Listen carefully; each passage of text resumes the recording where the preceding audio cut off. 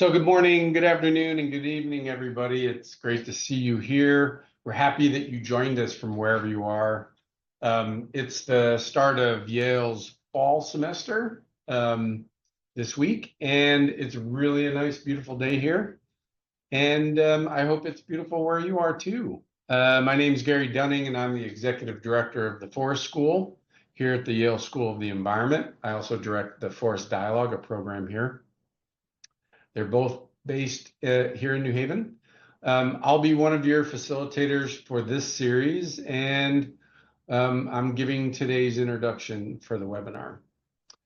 Of course, you're tuned in to the Yale Forest Forum. This is the first webinar in part 2 of our series on the history of people, forests, and forestry, where part 1 focused on traditional and indigenous forest practice. This part 2 will examine the history of what's coined as scientific forestry, with its origins in early industrial Europe and its spread throughout the globe.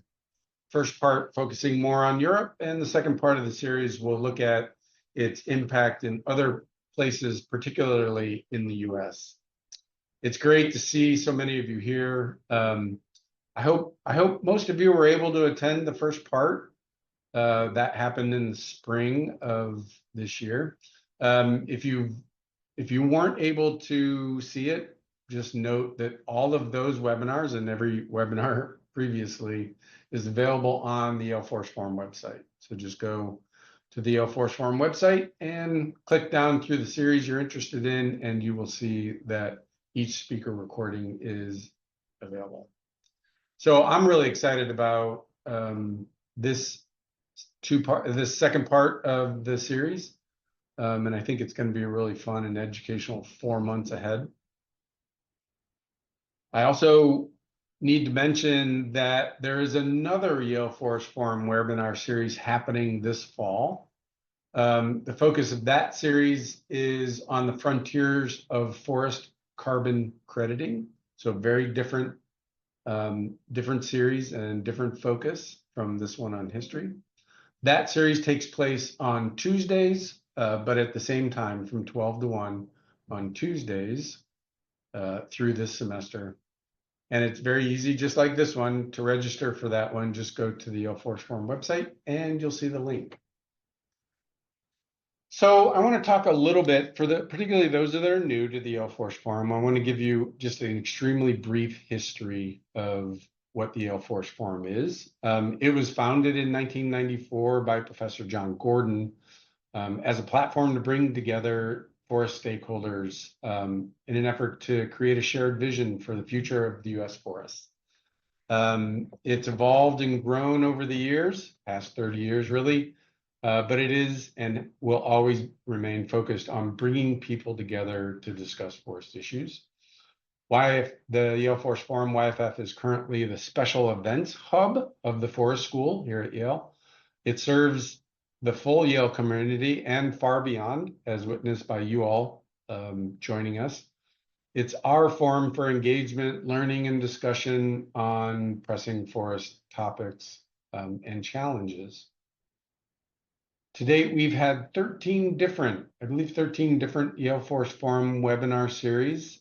We started them in 2020, and they've covered a lot of different topics. You can see one of the publications that came out of it, YFF Review, is there on the screen. There's many others, and I encourage you, again, to check out previous publications and presentations, all available on the Yale Forest Forum website. Now to focus on this part 2 series of the history of forest people and forestry. This series is going to be co-hosted by the Forest School at the Yale School of the Environment. And I'm happy to welcome back the Forest History Society as sponsors of the spring series. They're back with us again.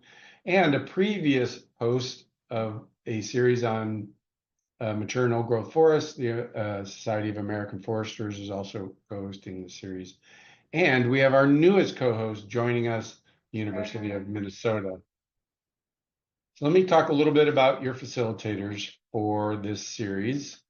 First is Terry Baker. Terry is the CEO of the Society of American Foresters. Terry's previously, as I mentioned, co-facilitated the series on mature and old-growth forests.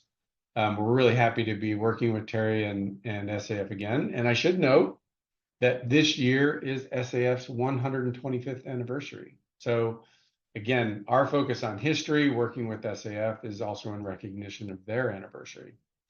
Our second co-facilitator for the series is Mike Dockery, Dr. Mike Dockery. Mike is the Associate Professor of Forest Resources at the Department of Forest Resources at the University of Minnesota. I want to ask Mike, and I don't know if I've asked him to do this. Mike, if you want to take a second to welcome the audience, please jump on. Sure. Welcome, everyone. Bonjour, this is Mike Dockery. I work with tribal natural resources and teach and research around that topic, ensuring that tribal values are expressed in land management. I'm really excited to be here for this focus on forest history and played a big part last year in the seminar with the indigenous and tribal forestry. I'm just really looking forward to hearing all of our presenters this year or this semester. Thank you. Miigwech. Awesome. Thanks, Mike. And again, thanks for joining us. And for folks that are interested, Mike will be one of our presenters later in the series, and we'll talk more about that later. And our final and returning co-facilitator is Dr. Tanya Muntz. Tanya is president and CEO of the Forest History Society based in Durham, North Carolina in the US. Tanya co-facilitated, as mentioned, last spring series on the history of people, forest, and forestry. Hi again, Tanya. Any thoughts you want to share on the series for this fall? Yes. Hi. Thank you so much, Gary, and welcome and thanks to everybody for joining us. Just a couple of words. The Forest History Society is delighted to be doing this again with the EL Forest Forum. We're a library and archive dedicated to forest and conservation history. So happy birthday to both SAF and also to the Yale School of the Environment on their 125th anniversary. That's exactly the kind of thing we care about.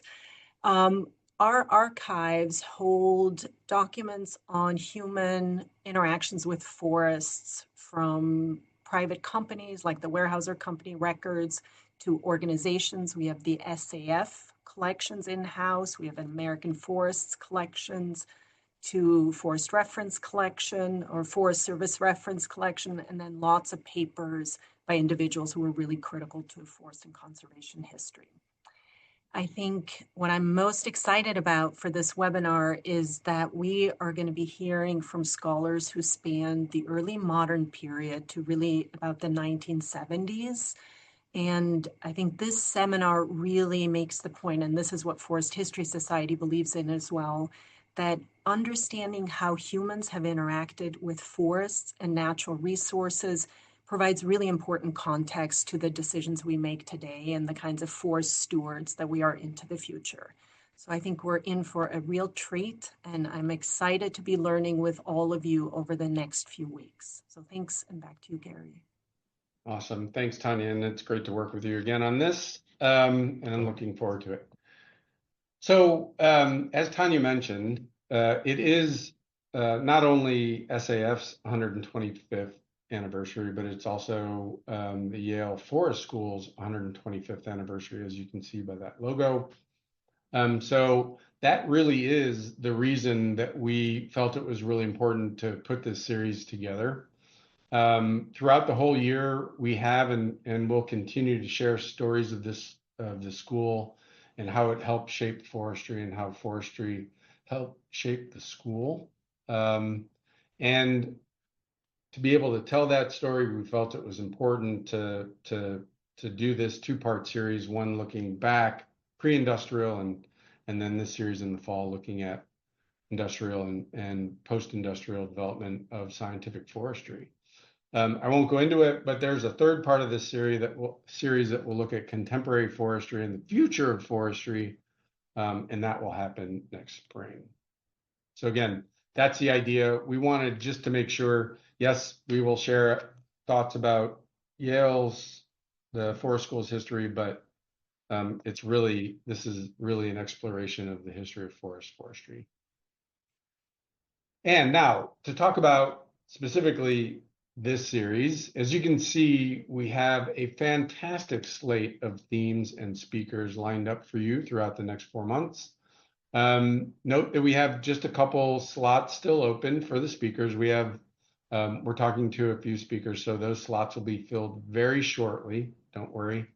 But check back on the Yale Force Forum website to see who we've slotted in for those different talks. Again, really exciting, lots of awesome themes that we'll be covering. Now, quickly, series logistics. So the series convenes on Thursdays from 12 to 1 Eastern US time through the beginning of December. The webinar presentations will run roughly 30 minutes or so, and the audience Q&A will follow. Remember to submit your questions early. We get a lot of questions. The ones that are submitted early are more likely to be asked of the speaker, but we will endeavor to try to answer any of the questions that we can, even directly through the Q&A. So look out for that. And I think, as you all know, each session in the series will be recorded and available on Yale Force Forum's website shortly after the session, as well as, when we get permission, as well as the PowerPoint that is presented. If you have any questions at all related to the series, just email us at yff@yale.edu. Finally, now let me introduce today's speaker. We're so happy to have Keith Pluymers with us. Keith is Associate Professor of History at Illinois State University, where he teaches courses on early modern Europe and environmental history. His first book, No Wood, No Kingdom, Political Ecology in the English Atlantic, available through University of Pennsylvania Press, published in 2021, explores the relationship between fears of wood scarcity and English colonial expansion. That book has won the Ben Snow Prize from the North American Conference on British Studies.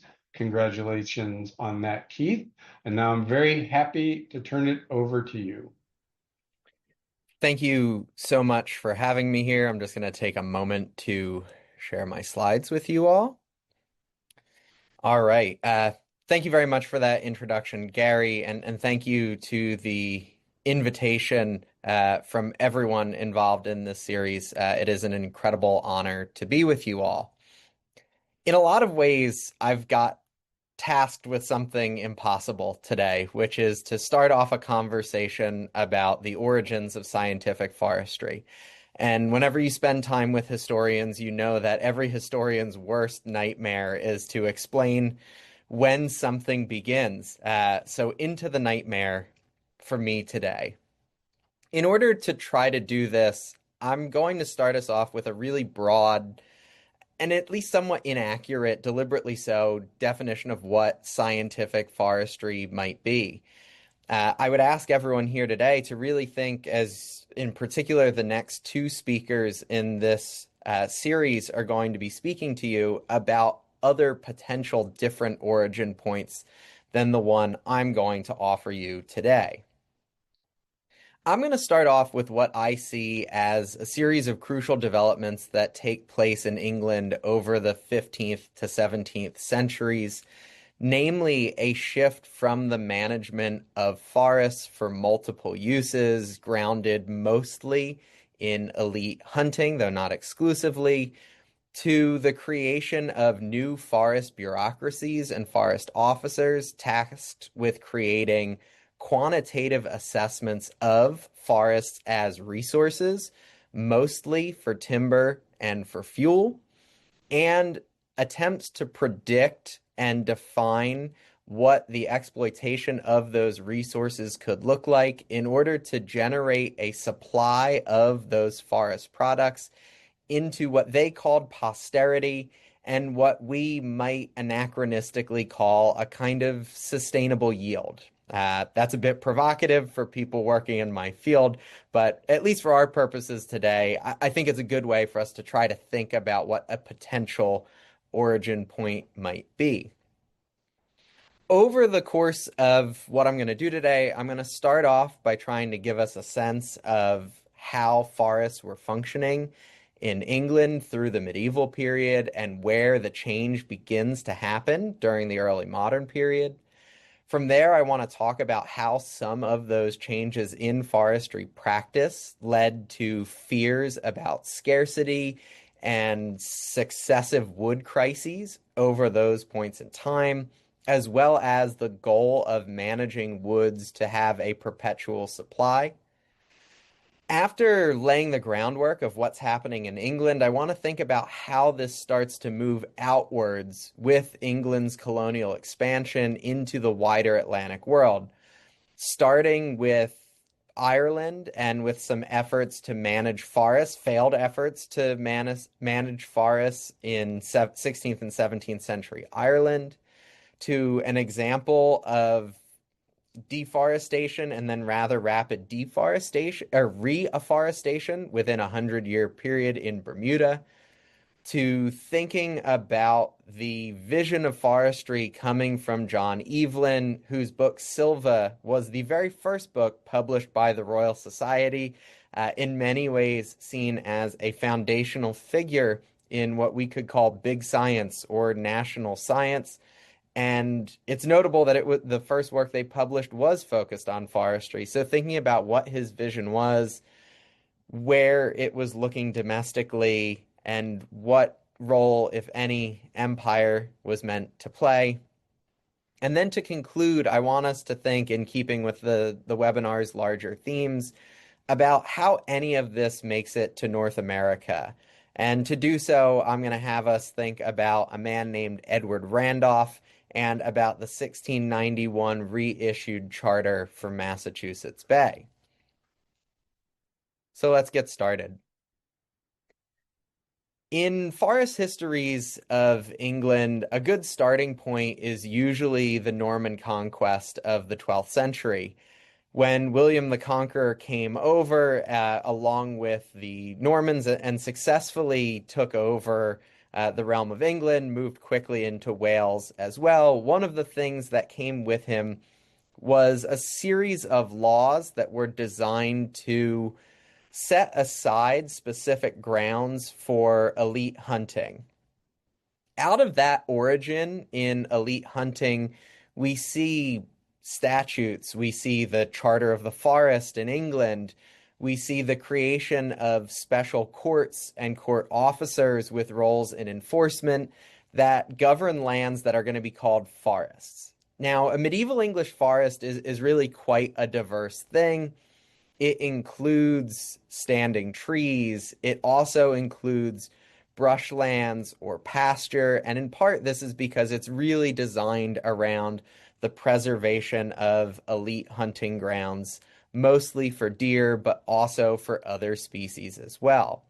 And over the course of the medieval period in England, we'll see the elaboration and expansion of what are called the forest laws that lead to a series of customs and regulations for how a forest is governed. This often could be quite complicated, and the goal behind it is really to treat the forest as a site in which multiple uses of the forest can cohabit in a harmonious manner. So you have elite hunting, you have occasional extraction from woodlands for timber, sometimes for ship timber, sometimes for elite construction products.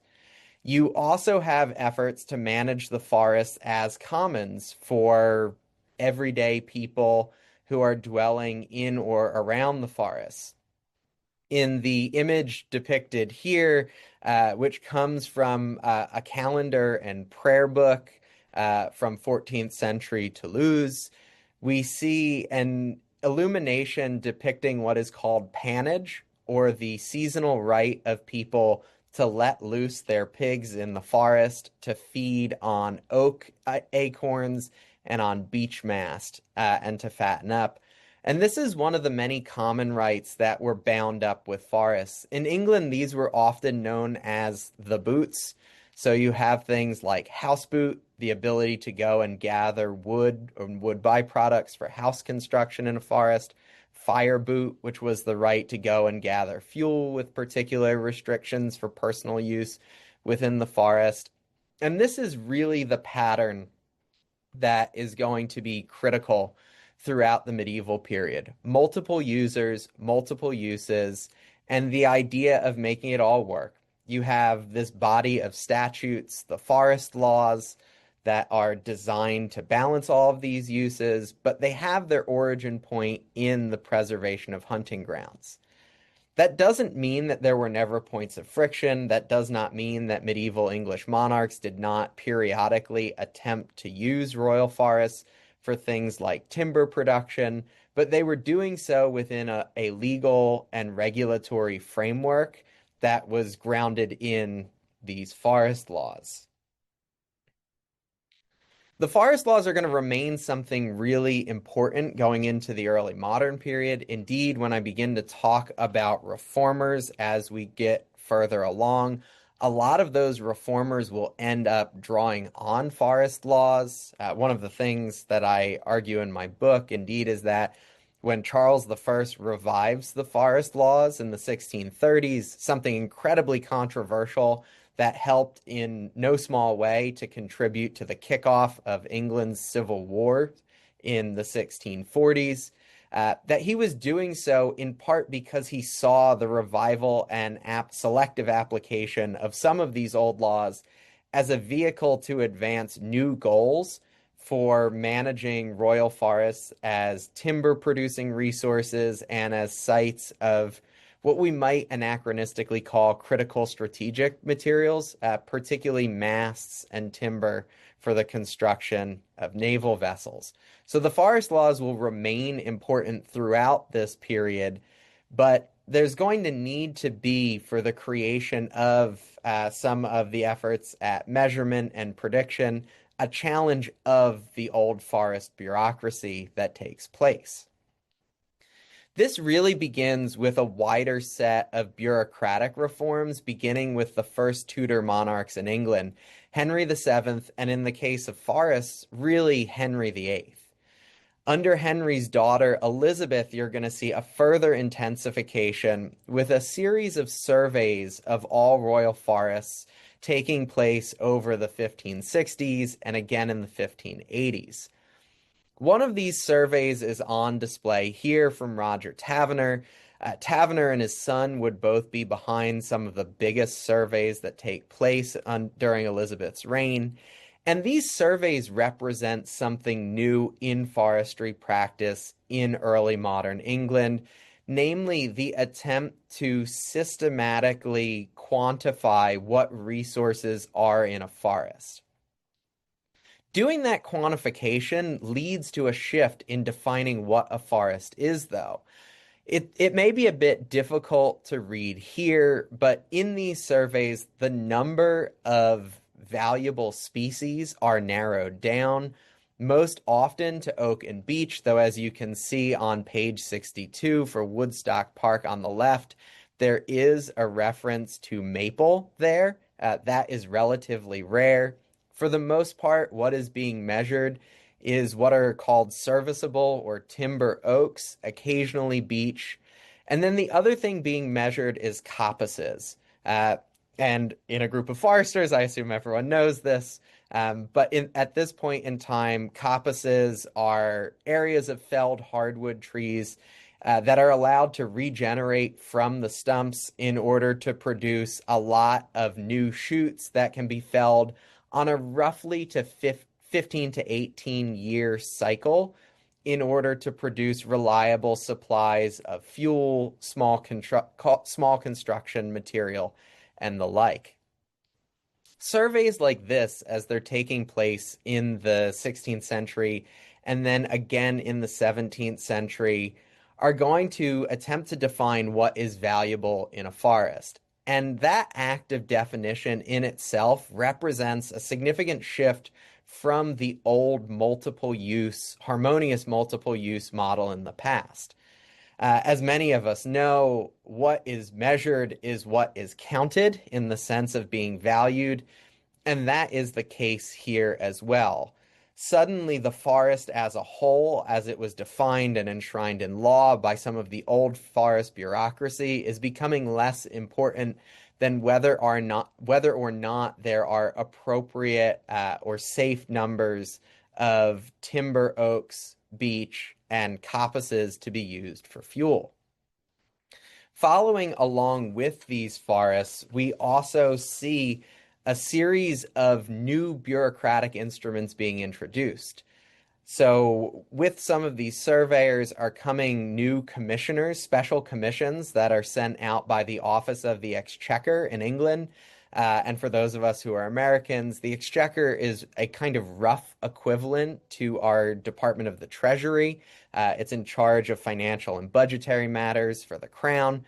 The Exchequer is sending out special commissions to do surveys, but also to investigate what they are going to increasingly define as the abuses of traditional foresters and the traditional forest bureaucracy. A lot of this is going to follow on from the surveys, but you're going to see depositions, occasional bits of impeachment or trials, including of people working within the old forest bureaucracy for practicing traditional practices, such as cutting browse from trees for deer, taking other actions to protect forests as grounds of hunting, but that are perceived to damage trees that would be useful for timber. Pollarding is one of the offenses that these new commissions are going to define. And so these special commissions, the surveyors that come with them, are going to start to redefine what a forest means.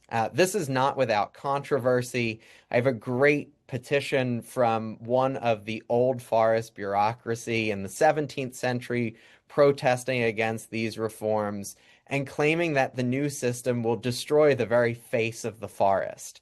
The old forest bureaucracy articulated what they did as a form of maintaining beauty. They use the language of aesthetics quite often, whereas the new forest bureaucracy and these surveyors are going to use the language of numbers and of quantification in order to explain what a forest is and what it is supposed to do. The efforts coming out of this wave of surveys and commissions, in addition to redefining what a forest is and what a resource is, what a forest is for, are going to produce a wave of panics.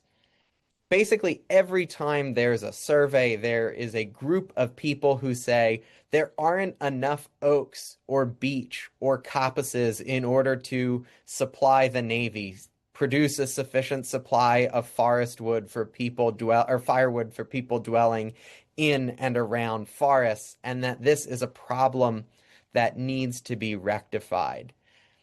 One of the first people to take this on in print is Arthur Standish in his New Directions of Experience to the Commons Complaint, something that is usually abbreviated as the Commons Complaint. Standish is an absolutely fascinating figure. If you haven't read him, I highly recommend reading him. He calls for a mass reforestation plan throughout England. He comes up with ways to use marginal grounds and hedges to plant different types of trees. He comes up with some ideas for shade-grown agriculture, or what we might call agroforestry, as a way of balancing the need to produce increasing amounts of food with the goal of producing increasing amounts of trees. So a fascinating individual. But you see huge records of concern about running out of forest, beginning in the 1560s and then through the 1580s, following on these surveys from the Taverners, and then continuing through the 17th century. Someone like Standish is notable because it takes place in print, but you have a much higher volume of these taking place in letters and occasionally in government records in England. Most of these are in manuscript, so it can often be excluded or invisible from more modern scholars looking back on these. But when we dive into these records, we see a kind of constant circulating concern about what exactly is happening with the woods in England. Is there scarcity? Is something running out? One of the important things for us to note here is that scarcity is going to be something that is constructed. The concerns about scarcity don't necessarily reflect an absolute decline in the number of trees. In many cases, they reflect friction between user groups. For example, naval ship carpenters are going to be in constant fights with every single other forest user because they have a very specific set of needs, specifically what they call elbow timber, which in the era prior to the ability to bend wooden boards using steam for shipbuilding, they went out and looked for trees that naturally bent in appropriate manners to construct a ship. And as a result, they had different timelines, different tree types and tree shapes than other forest users, which led to conflict between some of these user groups. In a number of other cases, particularly as we start to see measurement and quantification, there are attempts to figure out what a market for timber and firewood looks like for what had previously been non-market goods. This market is incredibly poorly defined, and that leads to pretty constant conflict over whether scarcity means an absolute lack of trees or whether it just means that the trees that are available are too expensive to haul to the places where people need them. All of this is going to trigger proposals like Standish, but also a number of private ones to produce woodlands that will be able to create a supply not just for the present, but for posterity. And posterity is the word they use constantly. Posterity for early modern English people means all succeeding future generations. So they really are thinking long term. In things like questionnaires that are going out to people living in forests or to forest officials, you occasionally get questions like, if we fell 4 acres per year for timber, will we be able to maintain a supply in posterity? And that gets at the ambition here that we're seeing, and really what I see as the emergence of some of the key features that will show up in forestry practices later on that to us feel scientific or modern. The question then is, what does this mean in England? For someone like Standish, this meant a program of domestic forestry reform.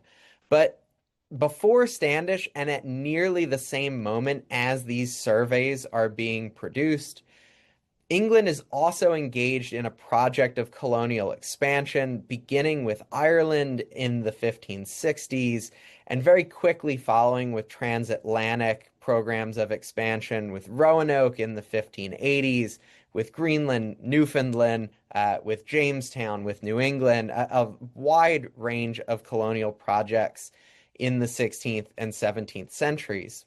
And when you look at the records of the people promoting these colonial projects, they really consistently mention that their new colony will likely have the ability to address concerns about wood scarcity in England by providing a cheap and inexhaustible supply of timber. In practice, despite these claims that colonies were going to produce an endless supply of timber, the reality was far more complicated. In Ireland, despite those claims, the colonial government gives away basically all of the timbered land without regulating it like a royal forest, which means it goes into private hands. A few decades later, that same colonial government will be complaining that there's a wood scarcity in Ireland. What they mean by that is that the crown doesn't have access to woods, and that some of the particular settlers having something that was initially deemed of little to no value, discovered that, in fact, trees had quite a bit of value and that they wanted to sell it to the crown at a very high cost. These complaints about the waste and scarcity of woods in Ireland have led a number of people to assume that colonists were always extractive and disruptive, essentially asset stripping out their newly colonized land. In practice, the reality is a bit more complicated. What we see in the personal papers of colonists like Richard Boyle, who's the first Earl of Cork, is efforts to bring a number of the new forestry techniques being pioneered in England's royal forests into his own private lands in Ireland. He'll designate areas to be managed as coppices to create a reliable supply of fuel, mostly for his ironworks, over a long period of time. He'll create forest officers that he calls his wood reeves or wood sheriffs to make sure that tenants living on his lands are not illegally felling or otherwise damaging trees. He'll mark timber throughout the forests in order to indicate which trees are available for cutting and which ones are not. So we see a number of these practices show up among private landholders, but there's a conflict and there's a real gap between what the English colonial state wants to do in Ireland and what private settlers are up to. One of the other places that we see something that looks a lot like a form of conservation forestry in the 17th century is Bermuda, which was known as the Summer Islands throughout the time. Throughout the 17th century, the Summer Islands were managed by a joint stock company, the Summer Islands Company. From fairly early on, there was a lot of writing about trees there. Although Bermuda was generally not seen as a place that could alleviate English wood scarcity, there was a lot of writing about valuable trees there, particularly the Bermuda cedar or Juniperus bermudiana, which was seen as valuable for luxury furniture construction, occasionally luxury building. It's used in at least a few churches and rooms in elite houses, mostly for its pest-resistant qualities. But there's a lot of writing about wood early on, and about 10 years after the initial English settlement in Bermuda, there's a series of laws passed that are designed to preserve and call for the replanting of trees throughout the islands.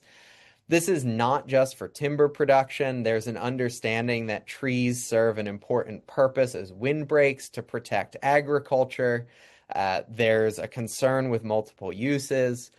Over the course of the 17th century, this becomes so extensive that after an initial phase of deforestation for agriculture, particularly for the planting of tobacco, you have a movement towards reforestation, particularly with those Bermuda cedars, that will ultimately allow Bermuda to become a hub of shipbuilding and maritime repairs in the later 17th and 18th centuries.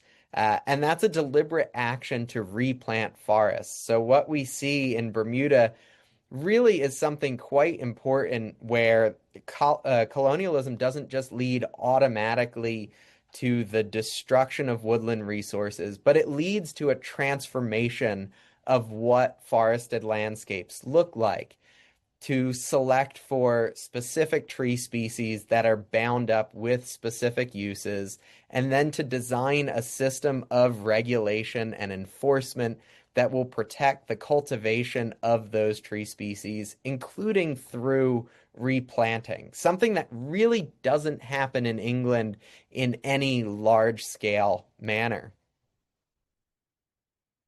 All of which takes us to John Evelyn. I start off by talking about what happens before Evelyn, because Evelyn is a famous figure in English forestry. His Silva, which is the first book published by the Royal Society, the Scientific Society, created by Charles II upon the restoration of the monarchy in 1660, is going to become a massive text that is seen as both sounding the alarm on wood scarcity in England and delivering an agenda for reforestation. The precipitating event that led to the authorship of Silva was a request before the Royal Society from the Royal Navy, asking about how to generate reliable supplies of ship timber in royal forests. In the book itself, Evelyn goes a different way. in part because he's trying to settle grudges from the English Civil War. He thinks that most royal forests have been completely defaced and destroyed. That's a little bit true and a little bit not at the exact same time. But he really focuses on having private large landholders engage in mass private forestry as a solution to what are perceived as national and even national security problems. Ultimately, though, Evelyn is focused on England as a place that can produce a self-sustaining supply of woods and forests for posterity. That word again. Evelyn has almost nothing to say about what is happening in any of England's colonies, despite being in regular correspondence with people such as the governor of Virginia, who engaged in some efforts to manage and regulate that colony's forests that Evelyn would have known about. Evelyn has nothing to say about Ireland, except for referencing one special tree there that he believes its presence in Ireland means it can be grown in England. He says almost nothing about the Caribbean and says nothing about empire except when he republishes some letters and correspondence from John Winthrop Jr. regarding forestry in New England that mostly focuses on pitch and tar manufacturing. In those sections, Evelyn really waffles on what role, if any, North American colonies should play in imperial forestry at all. He'll say at one point that, in fact, it will be good for New England colonists to engage in a program of destruction and clearance of forests as far west as they can go as part of a program of planting a new, primarily agricultural settlement in the Americas, bringing glory to King Charles II and to England's empire more broadly. In at least a few other cases, Evelyn does seem to think that perhaps managing colonial forests might be a bit of a good idea in order to relieve pressure on England's forests, but he ultimately kind of dumps that despite floating it. So in this foundational text that is often cited as a sort of early and crucial forestry manual, you have someone who advocates in a number of places for what would be seen as careless and extractive forestry with no goal of future returns out of North America in order to satisfy other imperial aims. So how does imperial forestry ultimately come to North America? Aside from some scattered efforts from towns in New England to regulate and preserve forests as commons for their community, and a couple of attempts from Massachusetts Bay in the 1640s to regulate who has access to woodlands along the frontier in order to supply a proposed iron forge that would be built at Braintree. Most efforts are local. They're happening at the level of New England towns, rather really at a significant level than from the colony. And even what the colony is doing is really not seeing significant oversight from London in any particular way. Instead, it's going to be really down to one, at least according to contemporary colonists, really annoying individual named Edward Randolph, who first comes to Massachusetts in the 1670s and immediately begins writing letters back to the Board of Trade and Plantations in England, complaining about the waste of woods. He wants to reorient New England's economy in order to be useful to empire, not necessarily as useful to the colonists living there. And his vision for doing so is going to turn in many ways on the production of specific wood products, both very large masts that will be used by the Navy, but also other timber supplies that would be shipped with a subsidy back to England in order to avoid any perceived threat of scarcity. Randolph is going to engage in a highly combative and conflictual campaign with colonial authorities over who has access to woods in the colonies. He will do studies of woodlands, engage in the process of building surveys, running from Massachusetts to Maine, and in them he will consistently complain that the best timber has already been felled and that there is a scarcity in what was supposed to be a land of abundance. Ultimately, Randolph's constant missives back to London are going to see some imperial action, namely some clauses in the Massachusetts Bay Charter of 1691 that set aside trees over a certain diameter to the crown. What will follow on from this is what are known as the White Pine Acts in the 18th century, in which a number of trees are marked with the king's broad arrow, setting aside these as the exclusive property of the crown, and in many cases, particularly of the Navy. These acts are incredibly controversial. They run roughshod over local forms of forest management and regulation, some of which had drawn on the techniques of improved forestry coming out of those 16th and 17th century forest reforms in England. They will, on the eve of the American Revolution, lead to something called the White Pine Riots, on which the historian Strother Roberts has written a number of really wonderful things. But you see only over 100 years after the first English colonial settlements in the Americas and in North America, particularly anything approaching a system of imperial forestry in which there is the state-driven definition of certain trees as resources, the regulation and marking of those trees, systematic efforts to conduct surveys to find out where they are, and then the creation of laws and enforcement mechanisms to protect those. In the interest of getting us to ultimately be able to have a bit of a discussion in the 10 minutes or so that we have remaining about this, I just want to conclude by hopefully zooming out for a second and thinking about what the story I told today means for thinking about scientific forestry in North America, the ultimate aim of this series. We see a lot of reforms in England, and you will see at least some similar reforms with new bureaucracies managing forests in France when you get to a wonderful, really truly wonderful later speaker in this webinar series. So there's going to be similar patterns of regulating forests in a number of European countries emerging at roughly the same points in time. The degree to which any of those actually shape interaction with forests in colonial settings is going to be hit or miss. You have a number of individuals, whether they are people in towns. The historian Brian Donahue has written about woodland conservation in Concord, for example, that you could see in the regulation of forests as commons.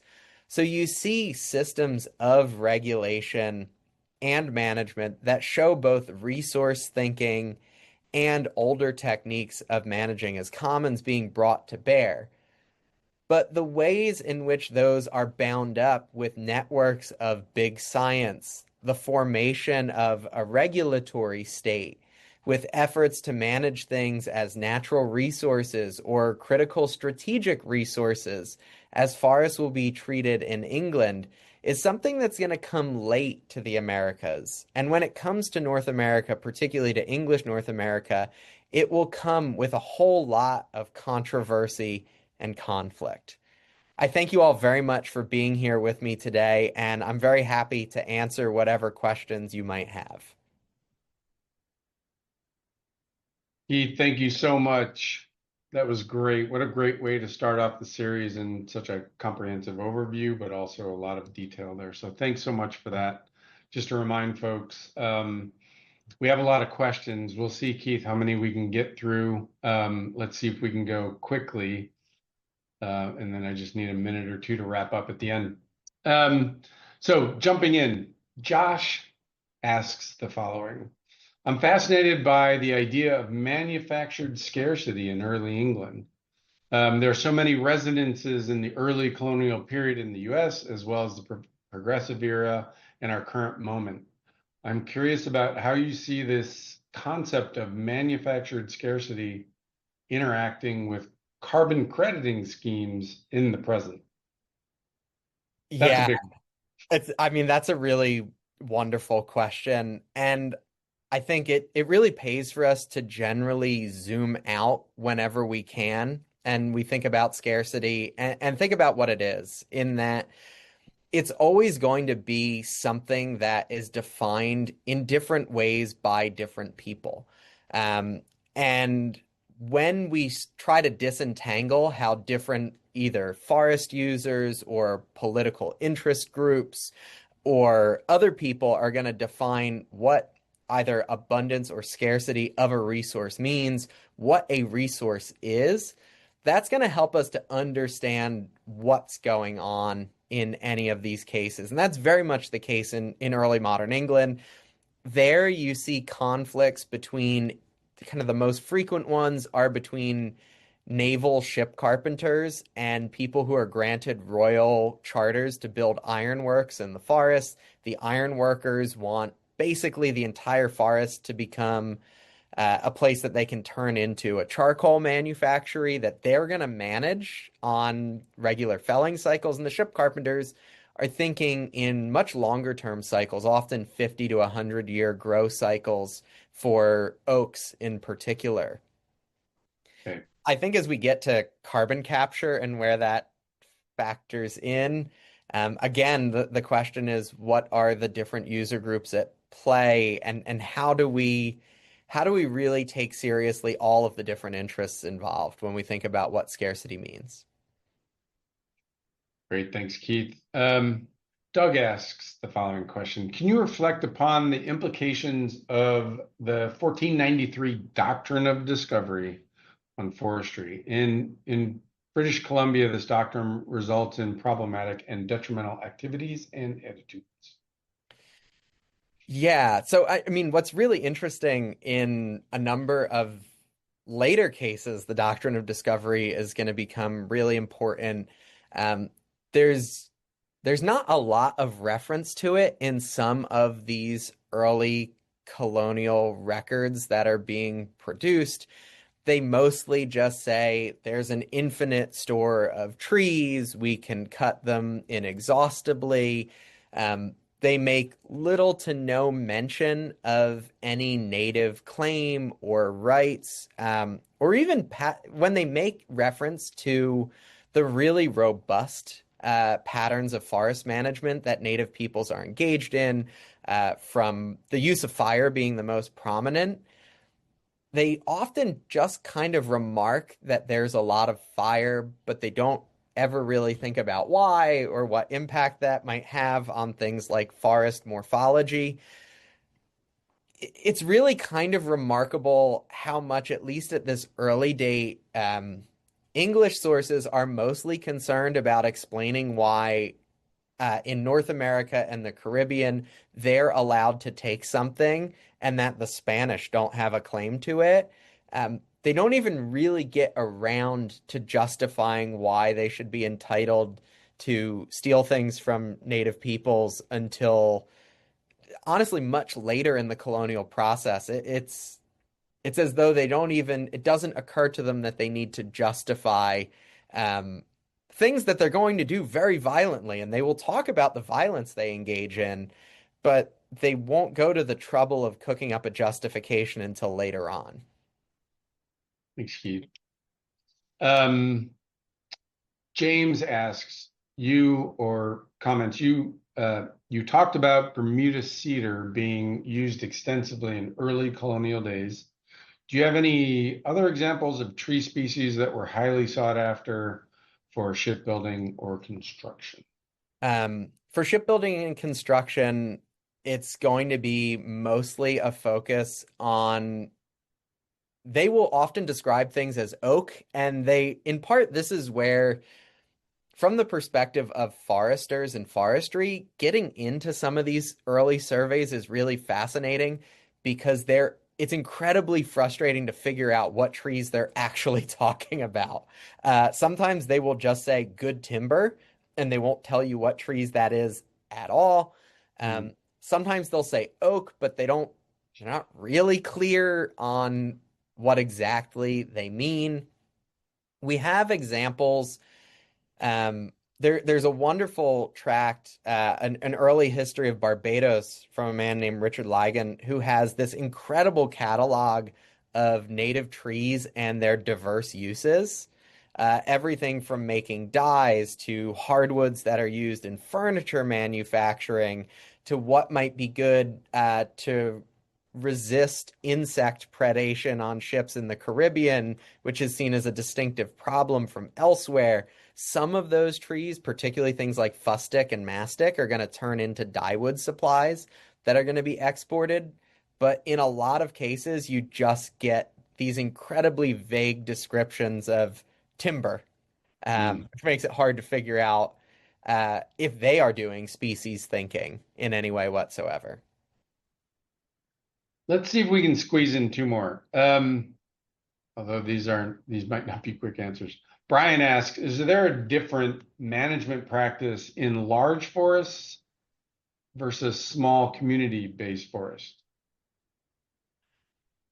Based on the records, and in England, a lot of the records we have are coming out of royal forests, which are distinctive Right. from woodlands on private, including elite private land holdings, which were sometimes bigger in scale than some small royal forests. Mm. It's mostly the same things in royal forests, in the largest royal forests and the ones that were deemed critical to either royal ironworks or royal shipbuilding.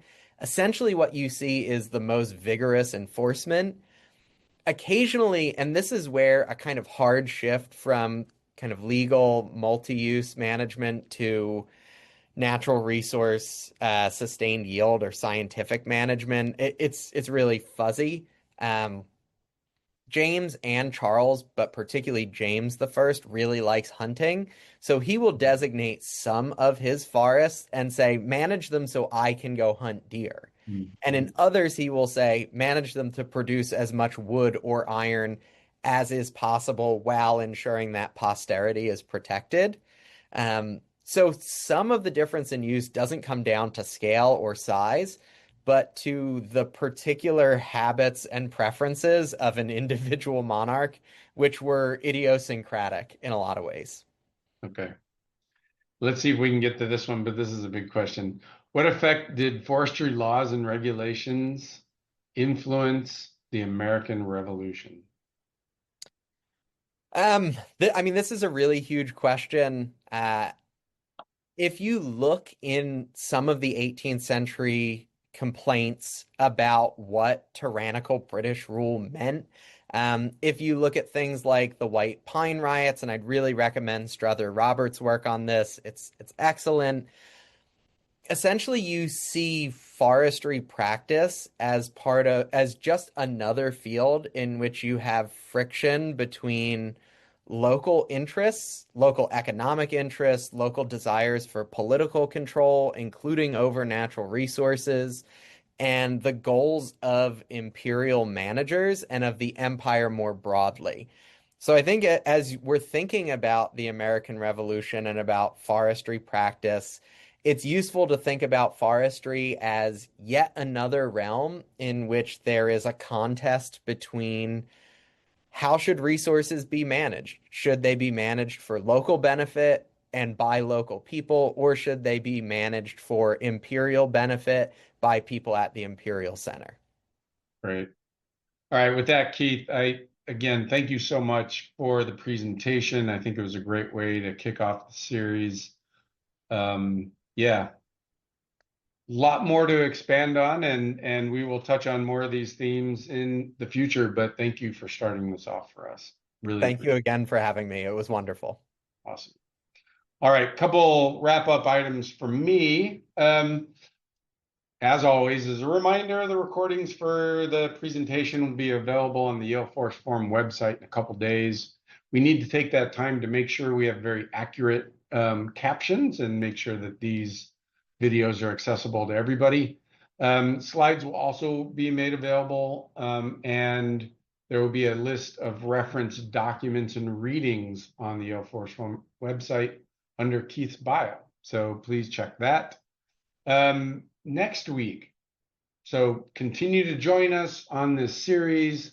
Again, Thursdays from 12 to 1, all through the fall. Next week, we'll hear from Kieko Matson.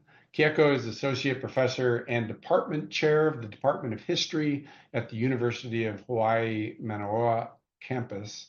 She'll talk with us about wood famine and the development of state forestry in early modern France.